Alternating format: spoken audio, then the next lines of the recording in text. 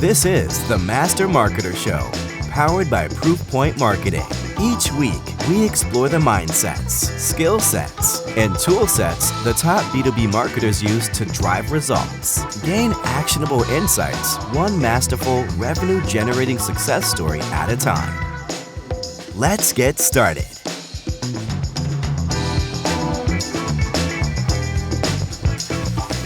Welcome back to another episode of the Master Marketer Show. Today, we have Amrita Mathur with us today, and Amrita is the VP of Marketing at Superside.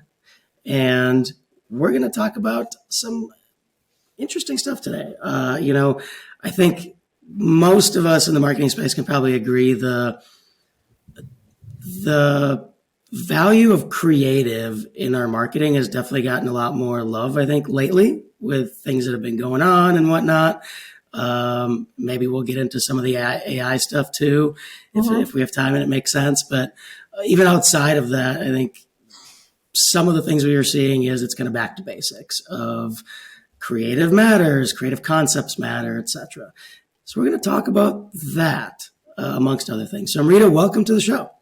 Thanks for having me. Excited to do this.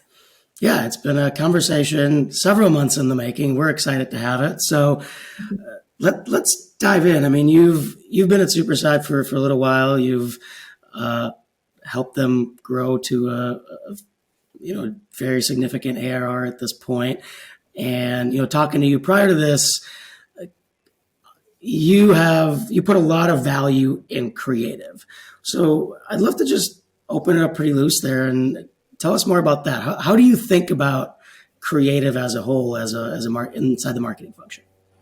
Yeah, for sure. Well, let me just first admit that I don't think I had this view or this point of view or this mindset before I joined Superside. And I've worked in B2B software my whole life. And it's weird because, even like the best tech companies, they all kind of have this like weird ubiquitous look. There's a whole meme about this and a whole conversation about this. I'm sure you've seen it. But, they all just kind of have the same format. Every website kind of looks the same, so on and so forth.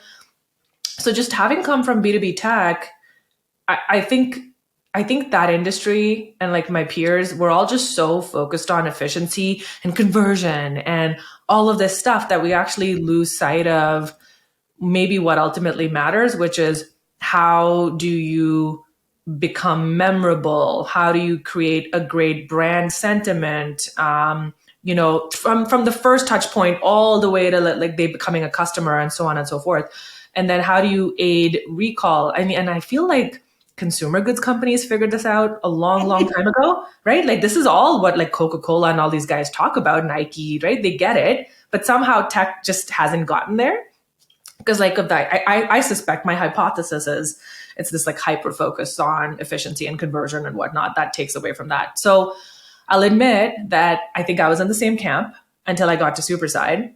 And then I started talking to our customers. I mean, when I joined, we had no customers, but then as people started coming onto our platform and I started talking to them and writing case studies and just understanding their stories and how they're using it and what results that they've gotten and how creative has actually either directly or in many cases indirectly helped them outperform their own expectations. Like my head was like literally exploding. And I was like, I need this on my team. Like, why are we here like providing this service to other companies and we ourselves aren't using it? So the first thing I did is I got on a Superside plan myself, right? It was like, we had like a 3-person team with no like dedicated design or video talent on the team or animation talent on the team. So we got on the Superside plan and the rest is history.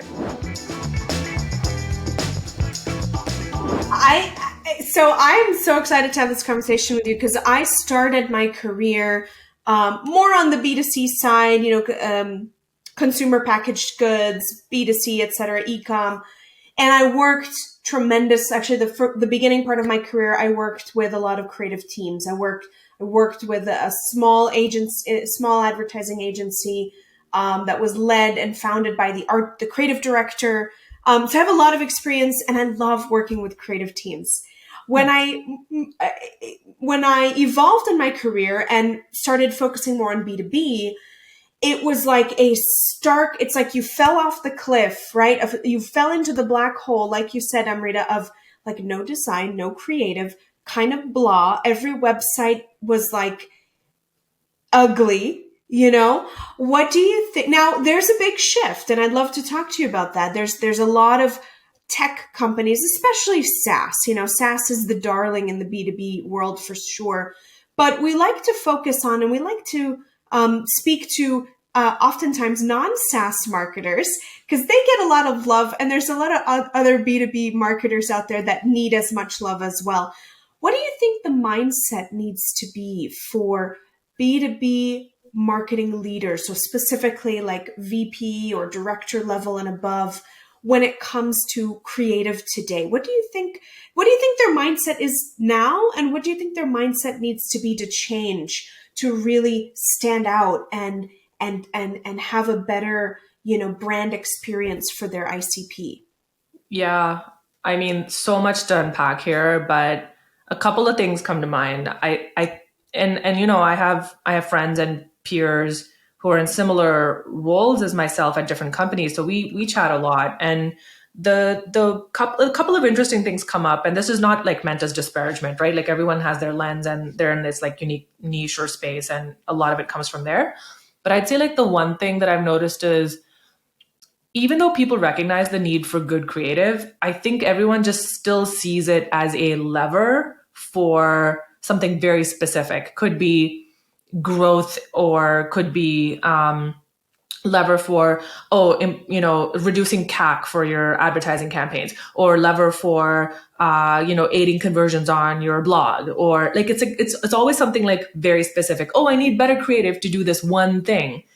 And that's okay. That's a great starting point, but it's so much more than that. And I don't know if there's a great word or phrase for this, but it's almost like people just need to zoom out and look at the entire buyer journey holistically and know what the impact of creative across all of those touch points are. Not only until they become a customer, but also like they become an evangelist and advocate for your brand, and how to best enable that. And by touch point, like it literally means everything: your marketing, your sales, like even like, you know, like the little collateral that someone might leave behind after your first demo or call, like that. If you have a freemium model or you have a trial of some kind, like what is the product experience? What is the creative experience inside that product experience? Bill Makaitis, who was the CMO at Slack and I believe CMO at Zendesk, says this. I think he has this way of explaining this, but he's like, you don't want to go into a sterile environment. You don't want to be in a hospital. Like everyone wants like a little bit of fun and a little bit of surprise and delight. And as a user or a customer, you might not actually consciously be thinking of that, but those little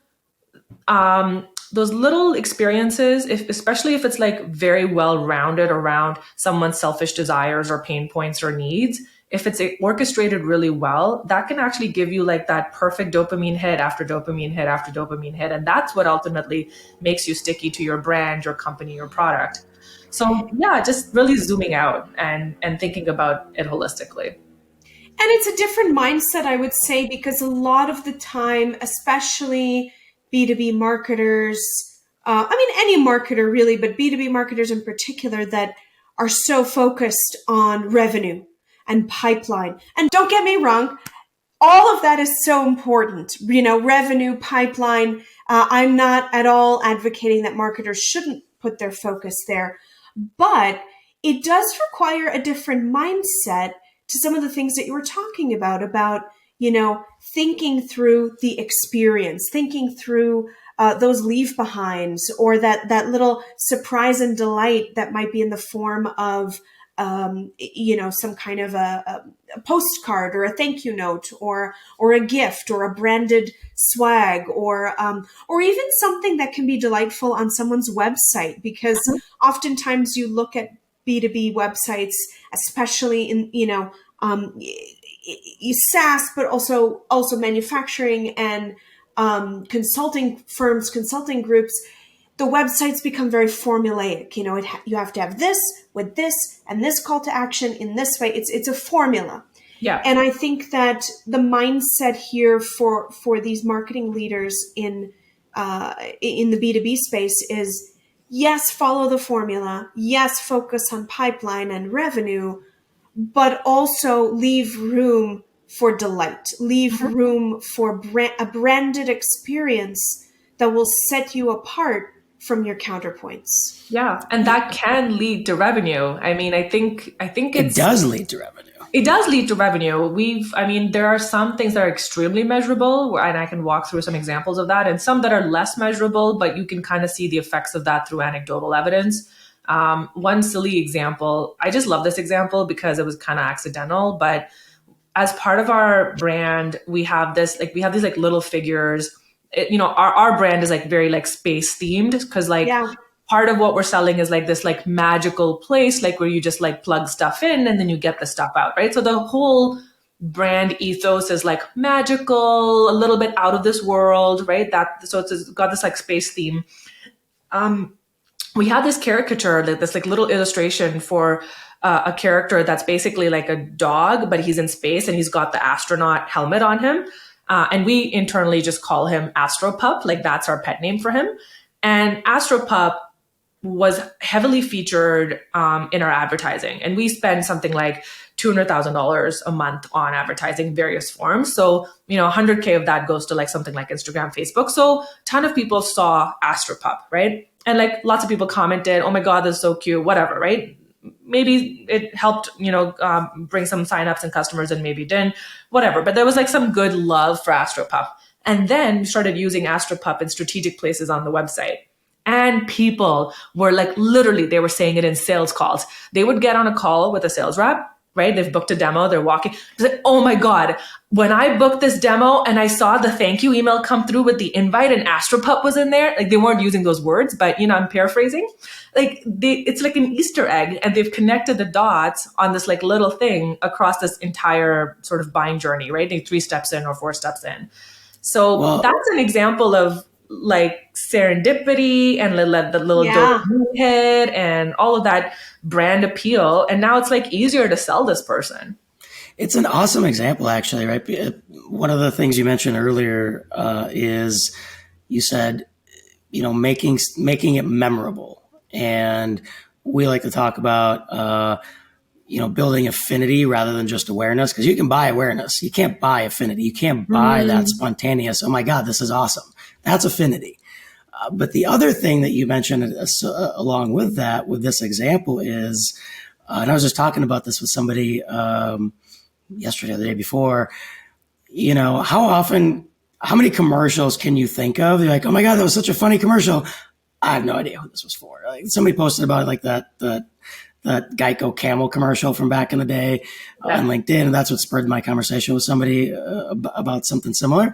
But in your case, they did make the connection, right? And I think that's that memorable piece. It's little, and it's like how much of the sale is influenced by that. But I think it does make a difference for sure.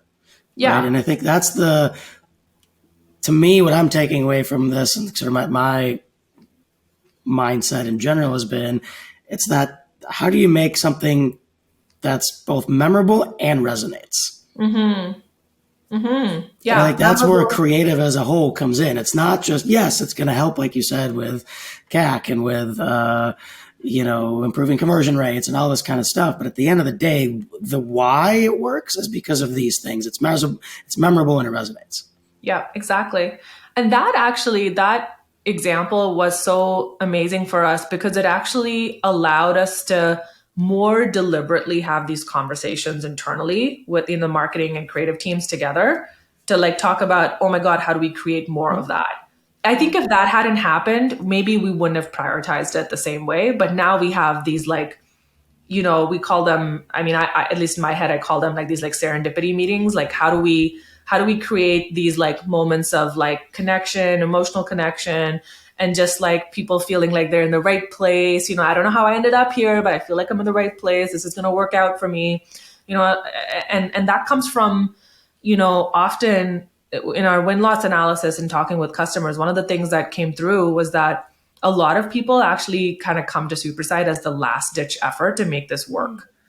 So they've maybe they have like an internal team, maybe good internal team, but they're burnt out. Maybe they're demotivated. Maybe there's like requests for design coming at them from the wazoo, and they're just like totally like done and fried. And maybe they tried some freelancers. Maybe they tried an agency, whatever, right? They've gone through the ringer. Something's not worked for them. So they kind of end up at Superside. And so they're already so defeated, by the time they come to us, and they're so skeptical by the time they come to us. Like we just knew that we had to kind of provide some fun and enrichment and anything that would give them some confidence.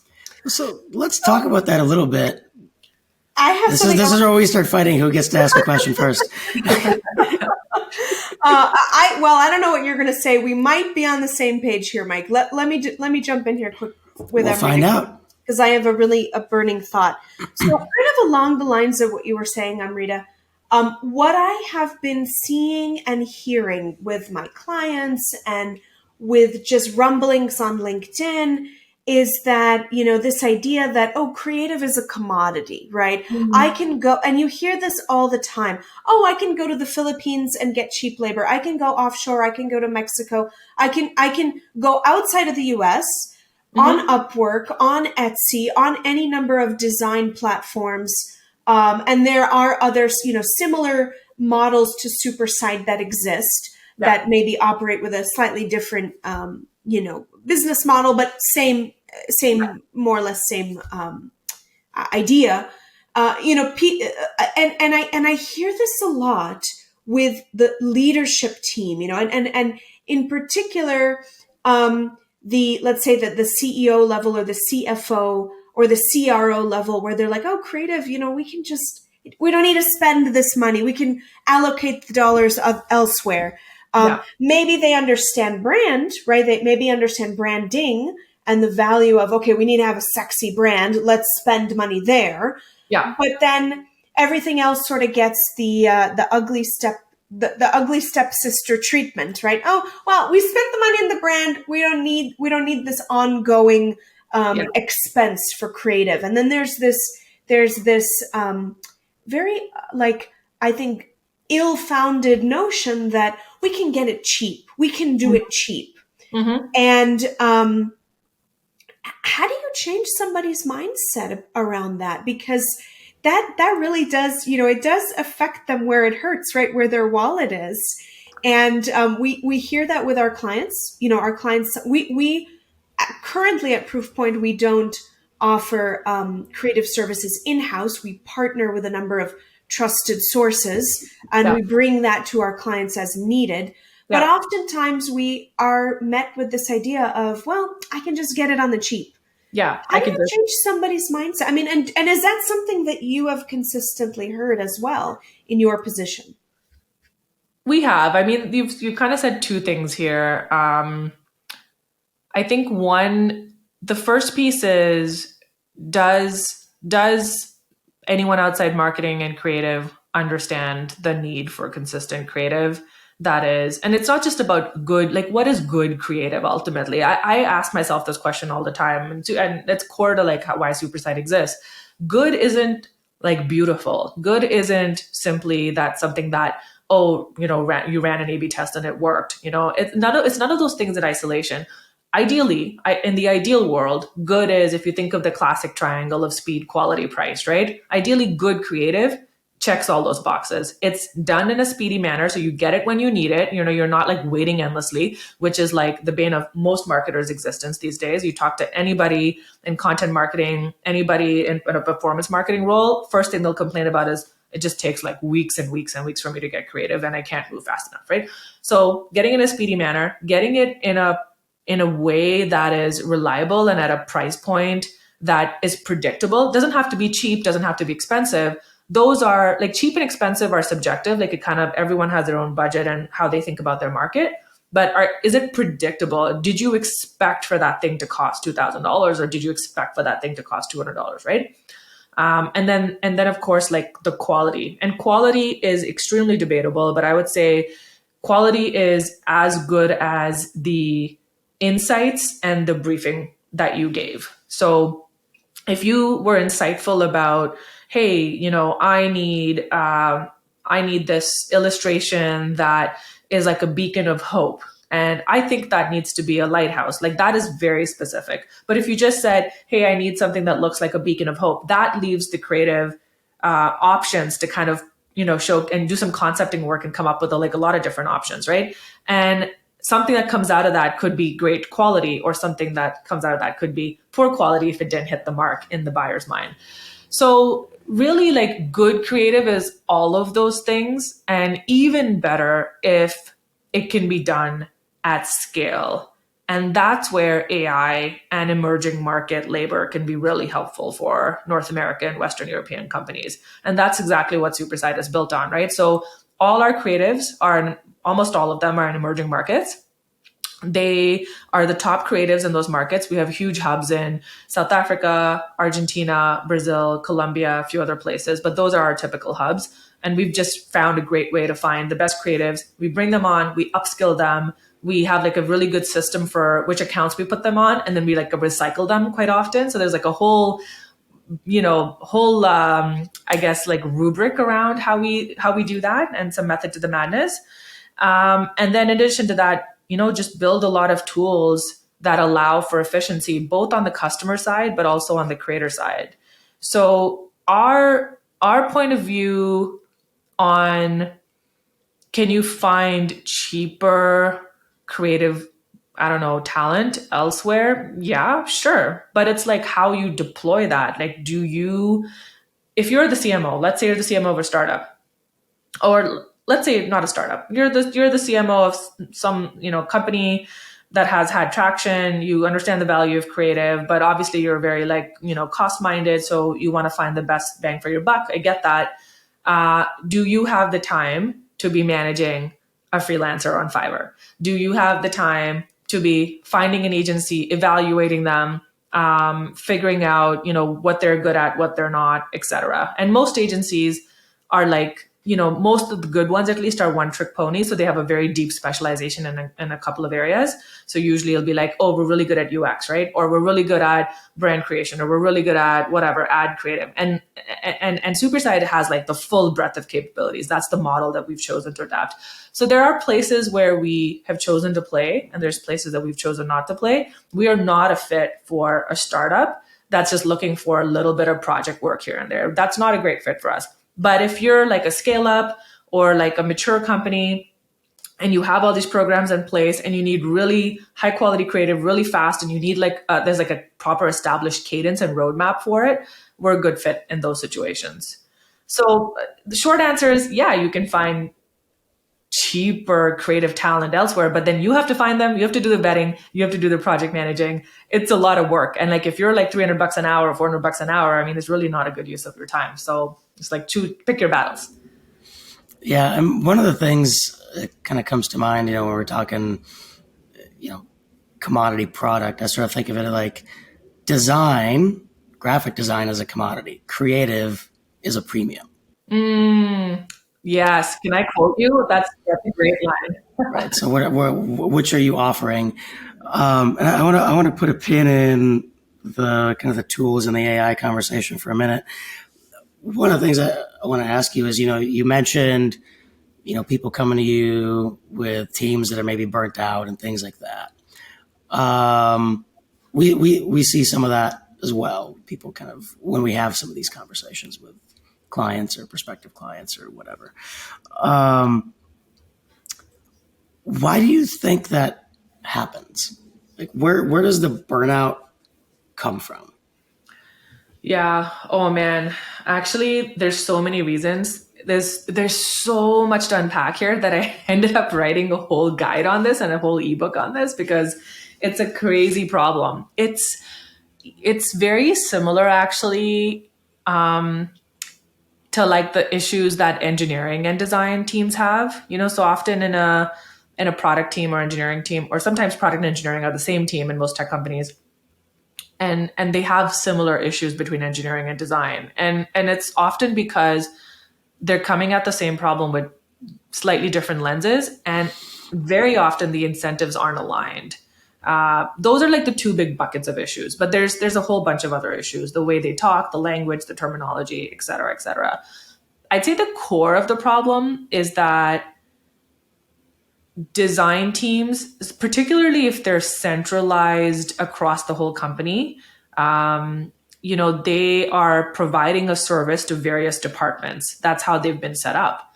And they are treated like short order cooks, but you actually want Michelin star restaurant quality food. That's the core of the problem. Particularly, I love that analogy. I don't want to interrupt you, but I love that analogy. And that is so indicative of what we see and what we've heard from a number of people in our network and in our orbit. And I'd love to dig. I want you to finish your thought, but I'd love for us to dig into your case study, which is how you have structured your marketing team and how other leaders should be, your creative team, and how other leaders should be thinking about that. But I interrupted you. Please continue your thought. Yeah, no, not much else to say there, except that there's like some kind of weird expectation gap. It's like, let's just throw like orders at them, right? We're going to bark orders at them. So you're like a line cook. But it's like, oh, when the eggs and scrambled eggs and sausages come out, you're just like, where's my steak? Or like, oh, whatever, right? It's just like, no, you just threw this at me like 2 seconds ago. So it's the org structure, it's the treatment of this group, it's the expectation management, and a lot of that is on the creatives themselves, right? How they manage expectations. And I think another thing that's not in anyone's control, that's maybe even briefing the project or taking in the project, but it comes from like the org design and the way the business model functions. But the one thing that we've noticed is a recurring theme is there's not very direct understanding in the whole company about what are the key levers that can actually drive change. And those things aren't necessarily prioritized. So everything starts looking equal. So when, one marketing person number one, who's maybe in charge of paid media versus marketing person number two, who's maybe in charge of, let's say, content marketing, and then marketing number three, who's maybe trying to crack TikTok as a channel, like all these three marketers, all their requests, quote unquote, start looking the same. There's no way to like say like which one is more important. So if you have a finite set of resources, which is like every company on the planet, where do you begin? What do you actually put more money in? What is high stakes and what is not? Like none of that stuff is actually clear. Sometimes not even to the marketers who are making the ask. So that's like something that needs to be solved across the board. And the second thing, which we've corrected for on our team, and I hope this is like a model for everybody, is, everybody throws around these terms. Oh yeah, creatives need to have a seat at the table. It's like, oh yeah, they should join our meetings. Sure, of course, that's a table stake now, but it's so much more than that. It is really using their skill set and their brains in the optimal way and understanding how to do that. So I'll give you an example of one of the things. We have two very key rituals on our team. We have a bi-weekly meeting between the ads team and the creative team. And there's a few people on the creative team that have been pseudo assigned to the ads team. So it's like this, like, there's like whatever, like 9 or 10 people on that, but there's like 3 people that routinely work on ads, and they're very familiar with the work that's been done. They're very familiar with the metrics, so on and so forth. So this bi-weekly meeting that happens once a month, it's an ideation meeting. On the second time in the month, it's more like a insights and analysis meeting that we do together live. And it all happens with the media team and the creative team, the 3 people that are assigned to this. And I'd say, like, actually, it's funny because sometimes when I attend those meetings, like I'm usually not in those meetings, but when I am, a lot of the greatest ideas and the things that win the test, those are actually ideas that came from the creative team. And then the marketing team is able to like jump in and like kind of like help run through that and refine the idea a lot more to like fit with the jobs to be done and the buyer persona and the pain points and whatnot. But the kernel of that idea often comes from the creative team. But those rituals have totally changed the game for us. For us, we've been able to bring down the CPL of a what we call a top of funnel lead to $12, and it used to be something like 90 when we started, before these rituals started. So that's a clear indicator of this collaboration working. That's the clearest. There's more indicators, but this is the clearest. Wow. Yeah. And then there's like the second ritual, very similar, but more with the content marketing team, where that team really needs a lot of help on our offsite strategy and what that means. And like to pop off on Instagram Reels or TikTok or even like LinkedIn these days, like you need some unique angles. It's not just like amazing copywriting or whatever it used to be like even a year ago. The game has totally changed. The algorithms have completely changed. So you need people that both understand the platform and both understand the like just humans and how to stand out and create like great brand sentiment. Well, so let's briefly, if you can describe the structure of your team in a little bit more detail. It's just more of a layup question that I got maybe a deeper, more philosophical one to follow. Yeah, that sounds good. Yeah, so we've got the classical functional setup, which actually I've begun to question. I actually, that's a whole other podcast, to be honest. But we've got the classical functional setup. So we've got a growth team, which is search, paid media. They're like I'd say slightly more technical team. They work on our PLG stuff, in product stuff, all of that kind of thing. Then we've got a demand gen team, which is more like thinking about campaigns, particularly campaigns that run for like several months across a number of audiences. So designing those campaigns, thinking about that, what's our life cycle marketing, and they also own ABM, which is a new effort for us. And then we've got a content marketing team, which is not, again, everyone just, deciphers content marketing differently. But for us, it is not things like copywriting. It is true content marketing. It's like creating guides, webinars, infographics, blog posts, video content, owning our socials, all of that stuff, right? So content marketing, social and community sits under content marketing as well. And then we've got a creative team. And so the creative team is the only real horizontal team, and all the rest are like, I'd say like more vertical teams. And creative services, if you want to use that word, but services all of these teams. But we've tried to build very tight-knit collaboration with two groups in particular. Right. And you mentioned that the team, while it's more horizontal, you do sort of have people assigned, if you will, to some of these sub-functions. Exactly. Like I think of them as like tiger teams, they're like a SWAT team that's like there to like whatever, reduce CAC. And it's like, okay, 2 people from the media team, 3 people from the creative team, 1 person from the influencer marketing team, right? And they together try to solve that particular problem. That problem might be different in the next quarter and might be a different problem the following quarter, but it's like largely the same cohort. It's like some people call it a work stream. I call it a tiger team. So you mentioned, my more philosophical question for you is, you mentioned that in your current setup, kind of the seat at the table, some of these best ideas are coming from the creative team. And you led into that story by talking about, leveraging the creative team's skill set to drive this. Talk a little bit more about that. So I have a design background. I'm a pretty bad designer, actually, as of right now. Gabby's going to laugh. I did go to design school, though. And so I understand the concept of, design thinking, but I think the average person has no clue what that actually is. Yeah. And how it can be used. So I'm guessing if I had to guess, that's what you're talking about. Ooh, yeah. Maybe not.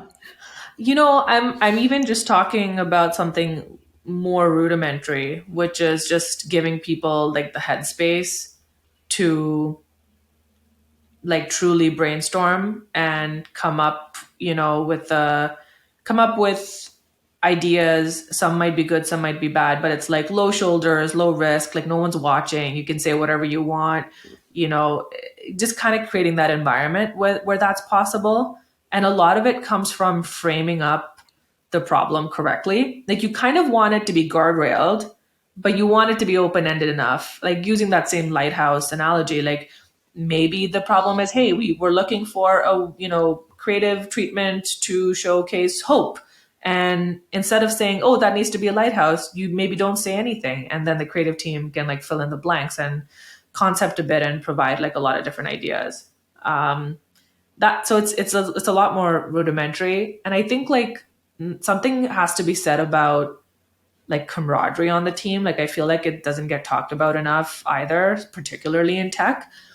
But like magic is created, on podcasts, like look at YouTube, right? Like, and all sorts of shows. I mean, some of the best like night television is like, there's always like the sidekick, and like the host, is like David Letterman and the sidekick. Like there's always like, there's something to be said about camaraderie and amazing content coming out of that. Cause you're there jamming with your buddy. You're there with your peers, your friends, you're having a good time. It's like fun. It's not work, So I think cultivating that in some way, without being forced, obviously like it's not possible everywhere and every time, but if you can cultivate that, that can be really magical. Yeah. For sure. And something else you mentioned that I think is worth pointing out is when you talked about these teams working together, or these people working together within these teams, is, that the creatives, they know the data, they know the performance numbers. And I think there's this stereotype of creatives like, oh, math. Like, no, we don't do math. We're creatives. We don't touch math. We don't want it. We don't know it. We don't want to know it. And I even just saw there's an accountant, friend of mine, or acquaintance of mine, I should say, that posted something like, oh, like, how can you expect to, know the taxes? You're just a creative. Like, it's kind of like tongue in cheek thing, but it sort of made me think about this exactly. It's like, oh, wait a second. A lot of these people, they might not be math whizzes by any means, but they're a lot smarter than you think. And if you just explained it to them and gave them a chance, I'm sure they'd be just fine with the numbers. Yeah. If you just took the time to put it in front of them. Exactly. Like we're not asking them to like pull it and go in the tools and analyze it, right? Like that's the performance marketing team's done that. They bring that to the table before that ritual happens. In fact, they send it in advance in a slide deck format. It's very consumable. Everyone gets it. You can skim it in 5 minutes and know the lay of the land. Everyone understands. If you're on like our creative team is on the marketing team, right? So we talk about these things all the time. And most people understand that like lead volume, CAC, like there's like a few leading indicators that are very important to us because they tell us like if we're going to hit our revenue targets or not. And they get that and they just hear that over and over. And even if you've never heard them until you join the Superside team, like you would learn that very quickly. Yeah. So yeah, it's not even math. It's just like getting familiar with the terminology, and it's our job to help ensure that everyone's on the same page. Well, we are, I think that Mike and I have diverged a little bit from the structure of the show because we just enjoyed this topic. But for our listeners who are so used to the structure that we bring to this show, I want to make sure that we are doing our justice to our listeners. So, Amrita, just to ground more me and Mike rather than you, because I was going to go back to skill set, by the way. So just throwing that out there. We're going off on a little tangent here. So we talked a lot about mindsets, and I think that was a brilliant segment of the show. The mindset that you need to have to stand out, and the mindset that that marketing leaders today should be adopting as it relates to creative. We talked a little bit about skill set here, which is the fact that you are pairing up different skill sets across your team, and you're giving the creative team members a seat at the table, which I think is fantastic. You also talked about the skill set that, creatives may not necessarily know how to pull the data, but they can understand the data. And that is a skill set that can be cultivated, but should also be instilled with your creative team and across other marketers on the team.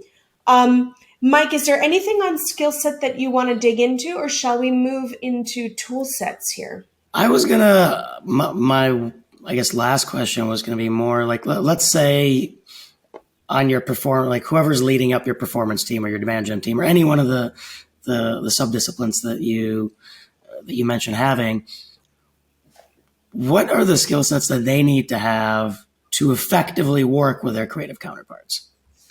Ooh. Yeah. Well, yeah, you know what? I have to admit that I don't think it was top of mind when we started building the team to screen for that.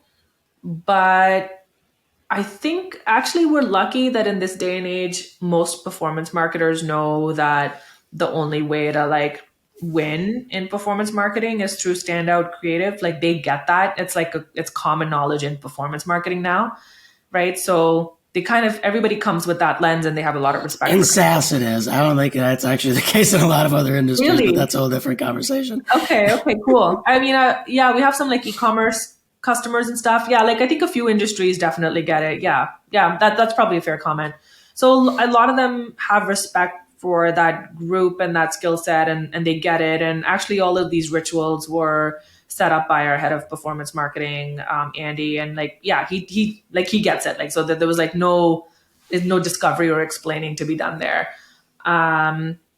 Perhaps less so in other parts of marketing. And I think like, we've been able to prove to ourselves that this is like a really important lever and we should treat it as such. And I'd say like one thing that we've tried to cultivate, at least consciously, is this idea of like communicating what your needs are in a way that is structured, but like I said earlier, like leaves room for some interpretation.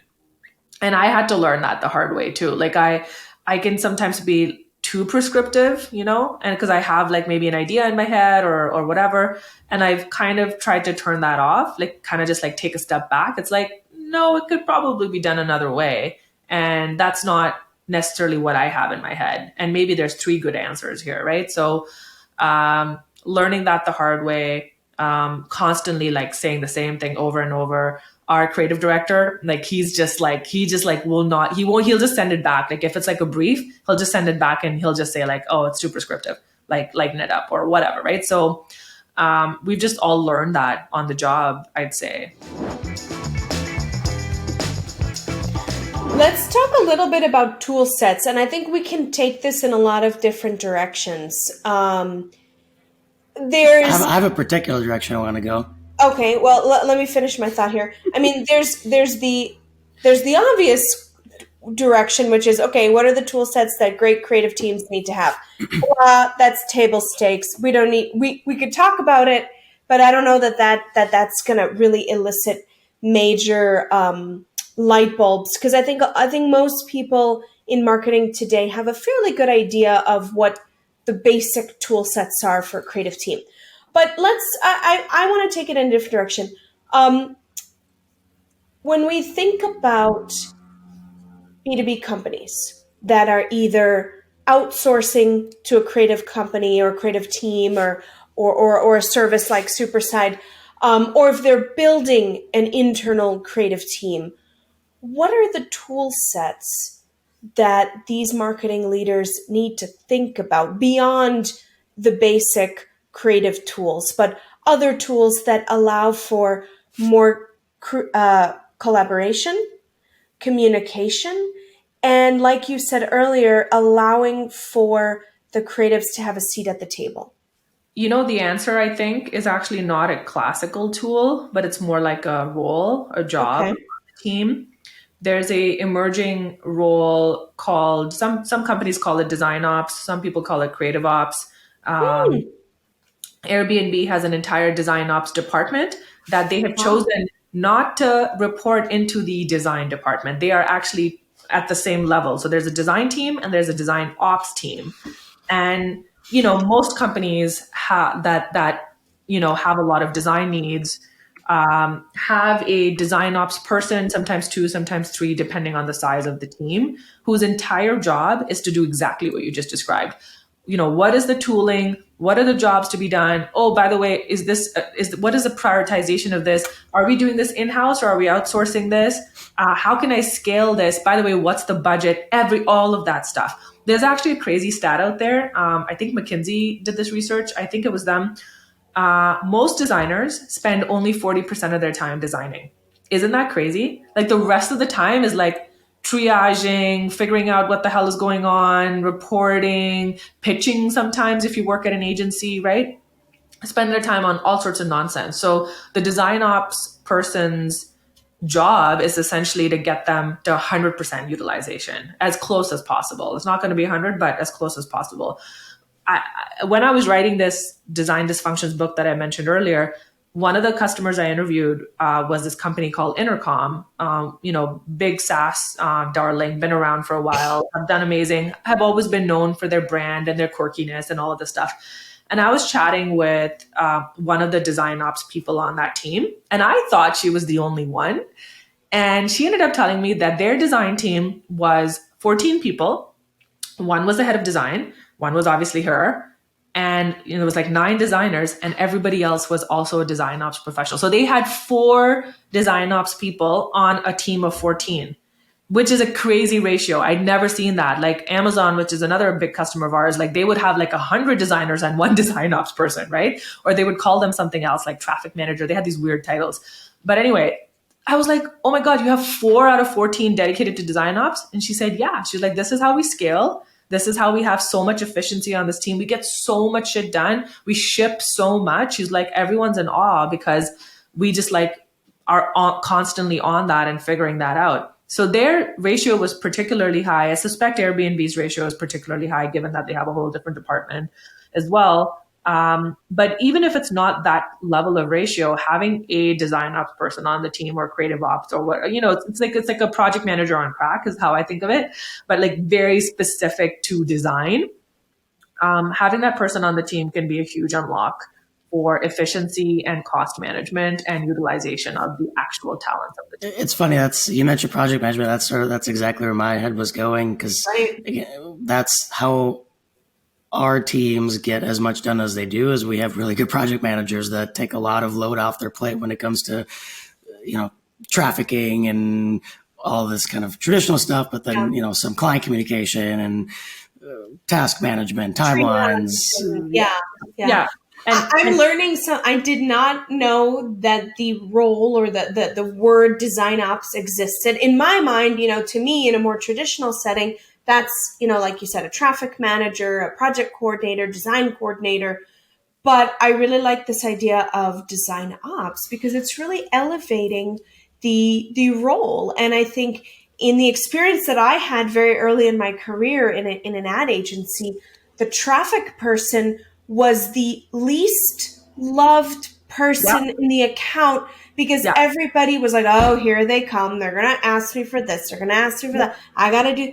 They were given so little love and so little value for their role. But those that really understood their role and like, okay, wait, you're a partner for me. You're helping me. You're alleviating these things for me. They could be a really valuable member of the team. So I love, you've said a number of things here that I've loved, which is your analogy earlier, which I freaking loved. And then design ops, which is another great terminology that I learned today. One other thing that you talked about, again, it's not necessarily a skill set, maybe it's a tool set, is this deliberate word choice of the word ritual as opposed to meeting, right? I mean, I'm assuming ritual takes the place of a meeting or is a meeting, but it's a much more elevated meeting. Would you consider that to be a tool set, a tool that you've implemented across your teams to help them think, or is that more of a mindset shift? And why the word ritual? You've mentioned it a few times here. I feel that it's something we need to dig into. Yeah. I mean, it's maybe both a mindset and a tool. A ritual, because in theory, it could be done async. In many cases, it is done async.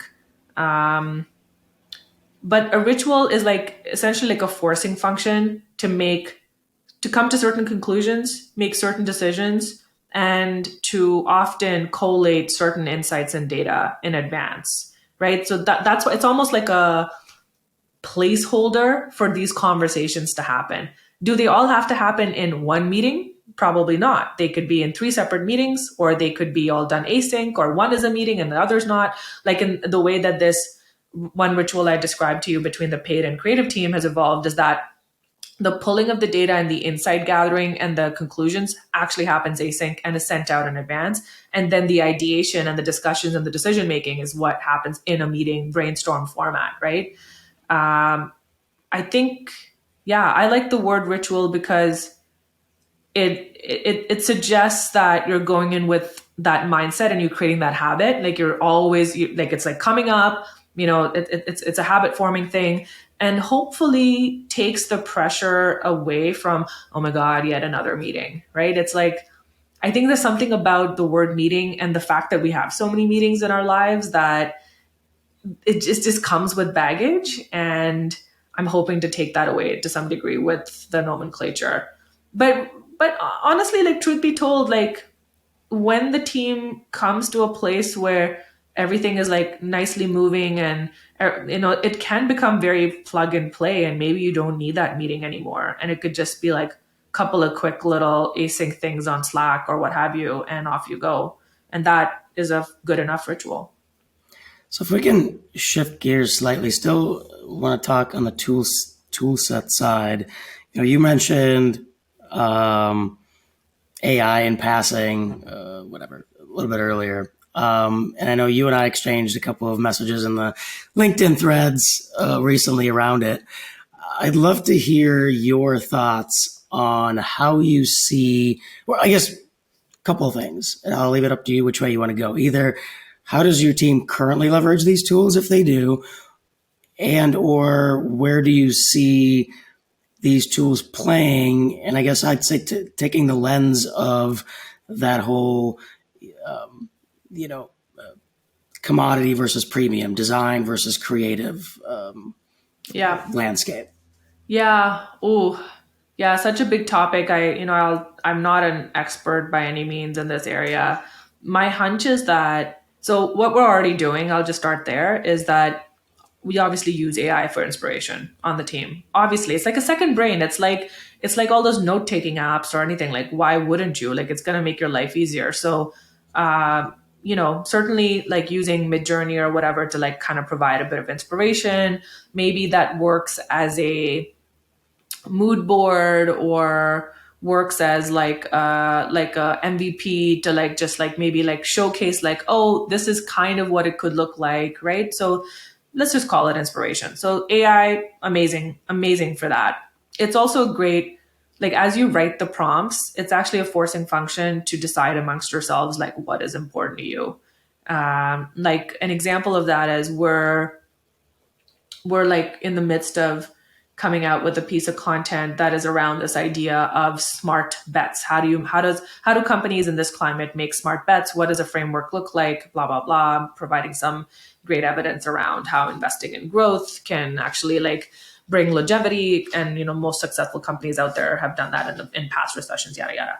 So how do you bring a piece of content like that to life? And what are some of the treatments to help explain these concepts, some that are quite, abstract? Some of these concepts can be quite abstract. And it's like, how do you visualize that and explain that? So the team's going to be using AI to like help mock some stuff up. And then we're going to like look at it. Like some of the stakeholders are going to look at it. We're probably going to have some feelings and thoughts on it, some subjective, some objective. And, they haven't wasted a lot of time doing a heavy duty work because we've just used AI and kind of gotten to an MVP.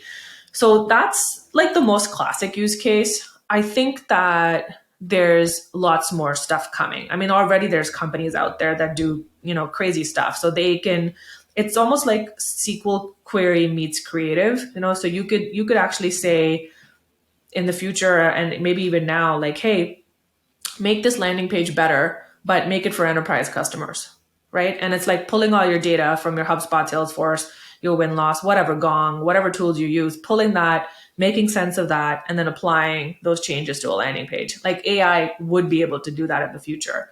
Oh, hey, make me a TikTok video that features a character from The Office, but use the same template that I've done before, but with my social media manager. Boom, AI can do that probably in like, 3 minutes or something. So it's like really the limitation would be computational power. And I think the ideation and the prompting would still have to come from a human, but AI could take us a long way, I think. I don't know if that's where we're going, but that's what we could easily have a whole separate conversation just around this. I'm going to ask you maybe one more question because I know we've been chatting for a while already. philosophically, I'm curious on your thoughts. These are the conversations I'm having with a lot of folks, and I have my thoughts, but where do you see this going from a like societal perspective? Meaning, at what point do we as people either start trusting this stuff equally, or does it never get there? Because is part of it that, oh wow, it was like this awesome team at whatever, I'm gonna make, like Geico created this funny commercial or whatever. I don't know why that one came to mind, but like, is that part of the reason that makes us value the creative? And once that's gone, once we know it's made by machines, if you will, does our opinion of it change, or does it stop having the impact that it did? Yeah, great question. I suspect that the how it's made is not going to matter eventually. I think that it's just going to be, it's sort of like, it's hard to put ourselves in our grandparents' shoes because obviously we weren't there, but just imagine them and their understanding of the internet, and it's like, oh, Bob, my neighbor didn't tell me this, so, but it's on the internet, it must not be true. Like, it's like the same sort of thing happening here. Eventually, it's not going to matter whether a human made it, AI made it, something in between made it. It's almost always going to be some combination, I think. For something to have breakout success, I suspect will always be a combination, because humor is the hardest thing to master. I don't think that AI is going to fully be able to get there, for example, just that one emotion in particular. So yeah, how it's made, I don't think is going to matter long term. I think the bar is going to be substantially raised, right? So now there's still, I was listening to this podcast with somebody I do not admire, but this one point I took away from Gary Vaynerchuk was that he kind of said, like, there's like this like supply and demand thing happening where there's not as many great creators as there are consumers. So I think what AI is going to do is equal that playing field. There's going to be as equal supply and equal demand.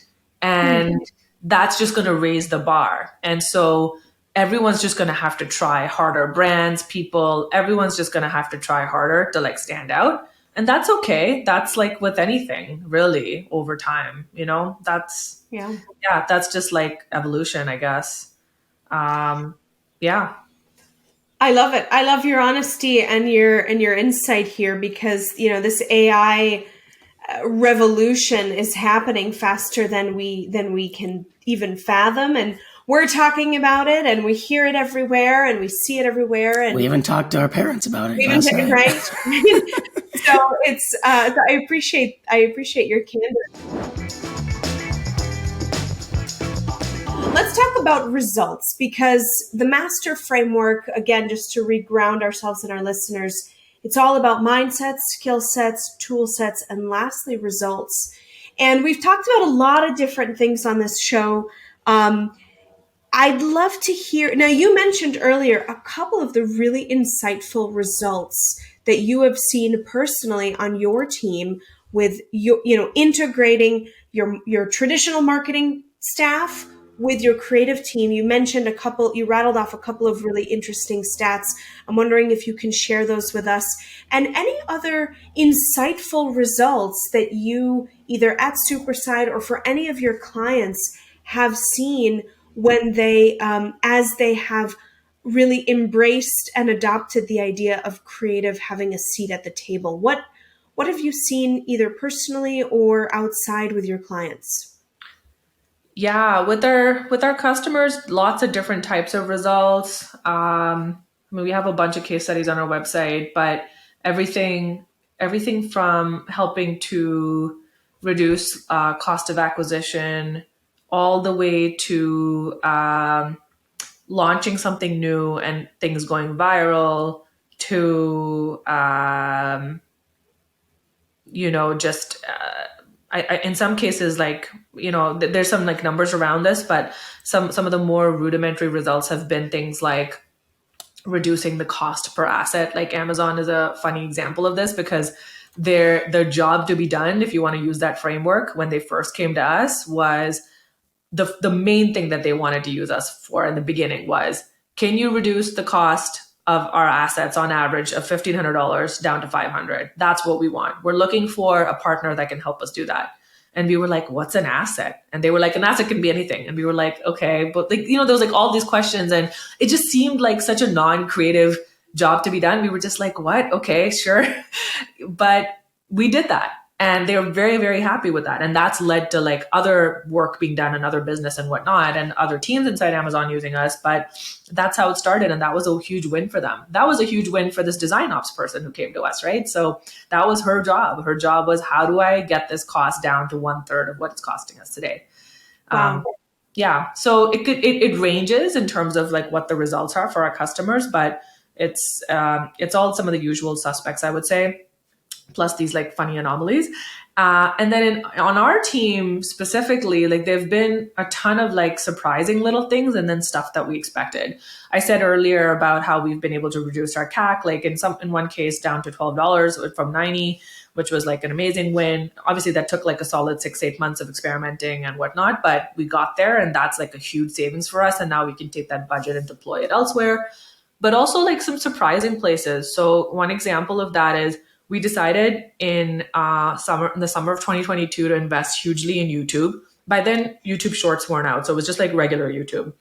And so we took like a search-based approach. We said, where do we start? You're not just going to randomly start creating videos and throwing it up on YouTube. Let's create YouTubes for very specific search queries that are happening inside YouTube. So that was of course, as long as it fit our, content pillar structure, not any random stuff. So we kind of started there. We produced a ton of content. We were trying to ship at least 4 or 5 videos a month just to kind of have like a good repository and interlinking amongst all of those stories.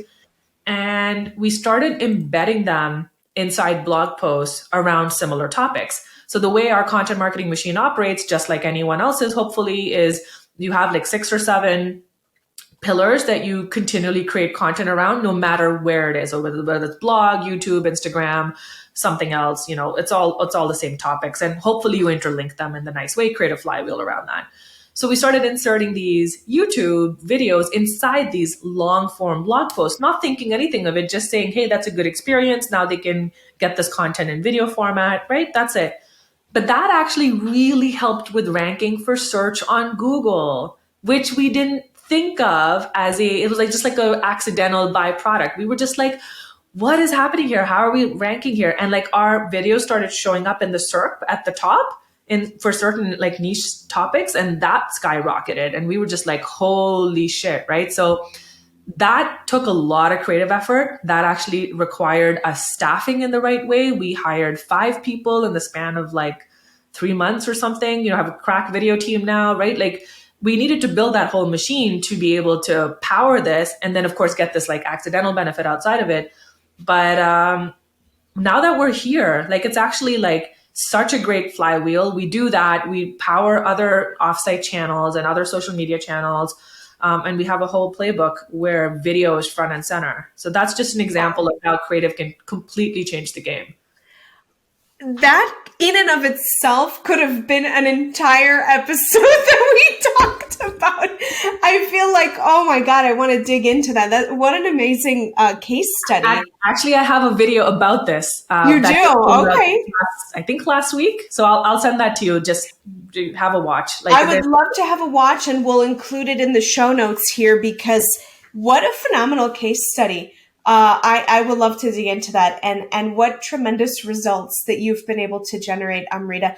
I really applaud and admire you as a very high level senior ranking marketing individual. You are embracing the value of the creative team. You're embracing the skill sets and the tools and the mindsets that need to happen when you take creative, which is the art form, and marketing, which in many ways can be the science, the numbers, the data, and you're bringing these two halves together. I loved this episode. I learned a ton. I think our listeners are really going to value this episode as well. This is the first time. This is the first for the Master Marketer Show in which we dig into this topic of creative. So thank you, Amrita, for being here with us today. It goes without saying that clearly people should be checking out your YouTube channel for Superside. But if any of our listeners want, oh, wait a minute, I'm jumping the gun. We have to do the lightning round. Totally forgot. I'm scared. Silly me, we need to do the lightning round. Amrita, we're going to try to stump you here with the lightning round. Oh, no, my I'm Lord. just kidding. Oh, Lightning my round Lord. is a ton of fun. All right. Are you ready for the lightning round? I'm never ready for these kinds of things, but let's do it anyway. Okay. All right. We'll go easy on you. Amrita, what is the main KPI you use to evaluate marketing success? Payback period. Payback period. Okay, that's a new one we haven't heard. What's something new you're looking forward to testing this year? Ooh, our new positioning. We are trying to sow the seeds to create a new category, and it's not easy to do that. And you could do it for 10 years and still not have any success. So we're trying to take a low stakes approach to it. So hoping to test the waters with a few things around that. That is exciting. We should talk to you after the show. We are in a similar position as well, and we're doing that for a number of clients. So this is exciting. Nice. What's a marketing best practice you hate and would like to see disappear? Ooh, haha. Statistical significance on any test is just I get Bayesian theory, and all the math geniuses listening to this podcast will probably refute this, but I just think some of this stuff is common sense, and you don't need statistical significance, and you don't need a test to run forever and ever to get that significance. You can kind of call it halfway through. So yeah, I know people refute this, but that's just what I believe. Some of the things you just don't need to test in the first place, right? Some things you don't need to test in the first. Exactly. But if you have chosen to go down that path, don't wait a month. Sometimes in 2 weeks. Love it. What is your least favorite business word or phrase? My least favorite. I think I say all of them. That's the thing.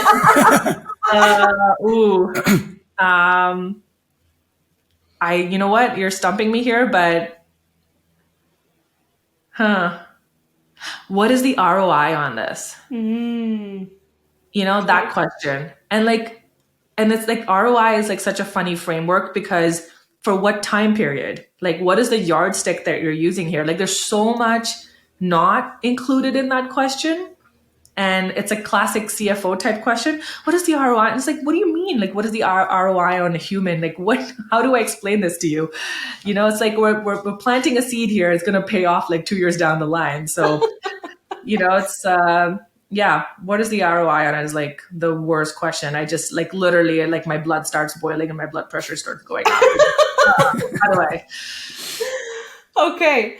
What is your favorite business or marketing book?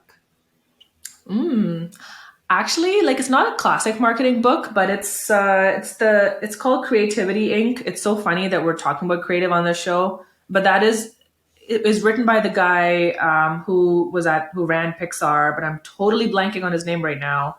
John Lasseter. John Lasseter. No, so it wasn't him. He's featured a lot in the book, but it was this other guy who wrote it. Shoot. Why don't I Google this? I can't think of his name. I should just Google this. But he's yeah, the creative director or whatever. Yeah. Yeah, I think he was maybe the chief creative officer, or I forget. Yeah. Creativity Inc. Who wrote it? Edwin Catmull. Catmull, yeah. Oh, yeah. Ed Catmull. He was the co-founder. I think he retired. He retired, yeah. So I think he wrote this almost 10 years ago, I feel. It's probably close to 10 years. That was actually a really good book. It's very aligned with your show, because it's a lot about mindsets and skill sets and specific things they did to cultivate certain things. He describes boardroom meetings, for example, and how they orchestrated that. And so much thought went into it. And, he was also a big proponent of working together on site. He's not a big fan of remote work and things like that. It wasn't a thing back then, so he hasn't addressed it in a big way, but so much good stuff there. I feel like a lot of the seeds of how org design should be done was sown in from reading that book. Wow. So if you like this, maybe you've heard this already, but there's a really great Business Wars series on Pixar versus DreamWorks. Oh Like, yeah. that's the recent one. There's like 4 episodes or something. I Okay. just listened to it. It was pretty cool. Cool. I'll Google that right now. All right, 2 more questions here, and then I'm going to give you a bonus. What's the best marketing advice you've been given or that you have given to others? I should talk about my own best advice.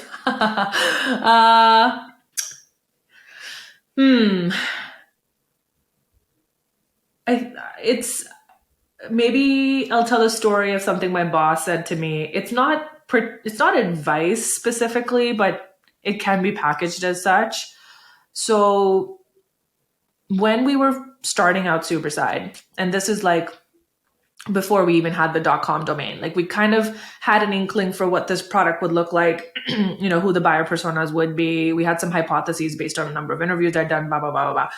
And I was extremely stressed out. It was like the marketer number 1 on the team, and it had been like something like 4 or 5 months, and we hadn't launched Superside, and I was having these like anxiety attacks of like, oh my God, not only do I need to launch, but what if no one gives a shit? Like that's what's going through my head. Like, what if we don't make a sale? Like, no one cares. And my boss, the CEO, said to me, don't worry about revenue. Worry about your speed of learning. Don't worry about money. Worry about how quickly you can come to some conclusions and learnings. Wow.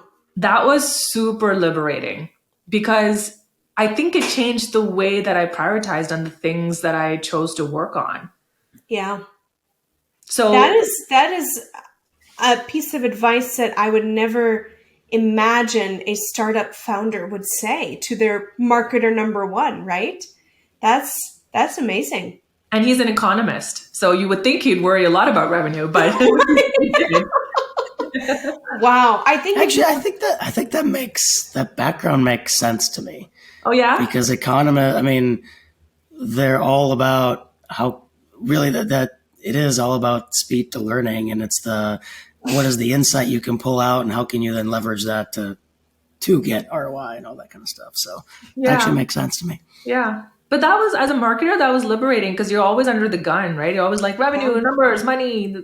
And yeah, he was just like, choose your tactics wisely, choose it in a way that you just have like lots of learnings. Even if you don't make $1, that's cool, but you learned a lot. And so that actually led to us launching the website. Like it was like literally a 3-page website with some hacky pricing strategy, like literally hacked it all together. And then we just deployed a ton of paid, because we wanted to learn in a month. And I just talked to everyone that came through the door. Mm-hmm. Every single person that came through the door, I talked to. And that told us so much. And I don't know that I would have done that if he hadn't said that to me. I love that. And that's very similar to what we do for clients, but we call it messaging acceleration, but that's literally it. It's like, okay, let's get an MVP out there. Let's put paid dollars behind it. Let's drive the traffic. Let's check the engagement. Let's compare concepts and Exactly. So smart. But it's crazy how people want to get everything so perfect and like, oh no, let's like put it through a focus group and this and that. And it's like, no, just try it. Just see what happens. That is a liberating mindset. Wow. I almost feel like we have to have your CEO on this show too as well. That might be an interesting show. Okay. 2 more questions here. What's a favorite tool or platform that you are loving and using a lot right now? Me personally? I'd say, so it's a very like sort of boring answer, but there's a lot of these like second brain tools out there, like everything from Notion to, old school Evernote and stuff like that. I love the speed at which you can just fire up your Apple Notes. And I'm on the Apple ecosystem personally. So everything in my house is connected, like everything, all my devices, everything's in iCloud, whatever. And I'm that type of person that literally has like lots of shower thoughts and I need to write them down. So I keep my phone right there next to my shower. And sometimes I'll just be like, boop, boop, boop, and I'll just put it down. And then I won't even look at it. But then like later at night or like the next day or a week later, it's just like easy to pull up. And there's something about like the load speed and the ease at which you can just like type something out and it's on all your devices. It's just, there's something beautiful about that. So it's not really like a tool like that everyone raves about. It's not, doesn't have the same architecture as Notion and whatever else, but it's just like the speed of it. I just love it. And I use it for my own personal use case, which is quickly write down thoughts, like fleeting thoughts before they're gone. Yeah, I love that. I use my Apple Notes all the time too. I love that. And if you have the pencil, by the way, I don't know if you're a fan of that, but I write a lot. I like the tactile feedback. So I actually write with my Apple Pencil on my iPad a lot. I do have an Apple Pencil. My problem with it is that charging it is a kind of a pain in the butt. I feel like the charging mechanism could be better. That's why I live off my Remarkable. Yeah. That's so smart. Yeah, that's actually. But so, what ecosystem would that play with? It's just it is integrated with my Google Drive, and I haven't spent the time to really make it as efficient as it can be. But I love paper notes, and I love writing. I love handwritten notes. I hate paper because you can never find anything. You can never find anything. Yeah, that's why I like whatever, Remarkable, Apple Pencil, whatever, right? That gives you the best of both. Yeah. And I doodle and mind map a lot, and then the pencil allows me to do that. So I'll have the shower thought, put like a couple words down, then later on I'll come back to it, and then I'll do like my own drawing, doodling, whatever. Yeah. Okay, last question, because I'm just curious. Which B2B company do you, in your opinion, has some of the best creative today? So there's two that I think, for the size of their marketing team and the company, are killing it. And I actually would caveat by saying, so I'll just say who they are. So I love Chili Piper, and they have a funny name in itself, and they do a lot of like little quirky things. So they're very video first. I see that they've really evangelized their employee base to post a lot of video, and they're not the most high production video. The sound quality is bad. They often don't have animations in them. They're just like handheld iPhone, whatever, right? And that's cool. They've done that. They've evangelized that. They actually get a lot of views and hits and conversation going with that approach. So that's creative done well, because like there's no such thing as quality anymore, because it really depends on the platform. So they've done a good job there on the video side of things, like the DIY, lo-fi production value style video. And then I really like this company, Gong, which is very specific to, I think they sell primarily to revenue ops and sales enablement teams. Yeah. But they also have like a interesting, I don't know if quirky is the right word, but they kind of have like it's like zingy. Like they have like this like, it's a little irreverent. Yeah. Like, and it kind of like, it's like the way they also write the copy with the way that their creative is, like the purple jagged edges and stuff. It's kind of like meant to like pack a punch. Like it's kind of like, I'm just going to punch you below the belt here a little bit and like, wake you up from the slumber that you're in. And like, hey, you need to pay attention. Like, so I think they've kind of figured that out a little. 100%. Yep. I'm glad that you said Gong. Gong is one of my favorite B2B brands. I am like a Gong fangirl. We are way too small at Proofpoint, and we don't have nearly, the number of salespeople to warrant the tool. It is just, we're not in their ICP, but I do admire and love them so much. We had Udi as one of the first guests on our show too. Udi Lettergore, who was the CMO. Now he's in a different role. He was one of our first guests on our show. And in my Slack channel, I'm constantly saying, "Oh, guys, look at this," and sharing what they're doing, because I love it. So I love that you. Like it helps. Even if you're not a customer, you're a fan, and now you've spread the word about them to all your customers and audience and podcast listeners, right? So that's the power of like creative and brand, right? That's like the magic, right? That is the magic. Well, I jumped the gun earlier, but I'm going to reiterate what I said. Amrita, I just love how you are combining these mindsets and skill sets around your traditional marketing team and your creative team. You're bringing them together, two halves of a whole, bringing these two superpowers to your team and clearly to your customers at Superside.